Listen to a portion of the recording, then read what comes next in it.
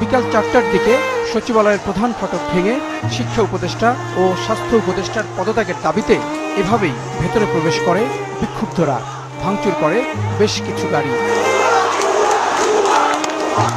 Police ও সেনাবাহিনী এ সময় হামলাকারীদের বাধা দেওয়ার চেষ্টা করে। এক পর্যায়ে লাঠিচার্জ ও সাউন্ড গ্রেনেড ছোড়ে আইনশৃঙ্খলা রক্ষাকারী বাহিনী।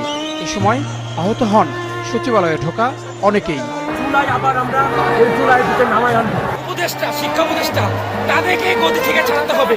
ফেটে গেছে, পুলিশে হাসতেছে। এক পর্যায়ে আইনশৃঙ্খলা রক্ষাকারী বাহিনী সচিবালয়ে ঢুকে পড়াদের বের হওয়ার সুযোগ দেয়। তারা গেটের বাইরে বেরিয়ে সচিবালয়ের ভেতরে ইট পাটকেল নিক্ষেপ করতে শুরু করে। তাদের ছত্রভঙ্গ করতে পুলিশ সেখানেও সাউন্ড এবং টিয়ার শেল ব্যবহার করে। সরকারের সর্বোচ্চ প্রশাসনিক কেন্দ্রে এমন ঘটনায় শঙ্কিত কর্মকর্তা কর্মচারীরা।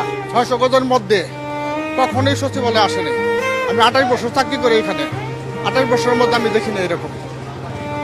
এখনই দেখতেছি না। সাধারণ সিভিল লোক যদি একটু তাদেরকে বাধা সৃষ্টি করতো তাকে তো মেরেই ফেলতো। এটা হতে পারে না, সম্পূর্ণ অন্যায়। এভাবে যদি চলতে থাকে এভাবে দেশ চলতে পারে না।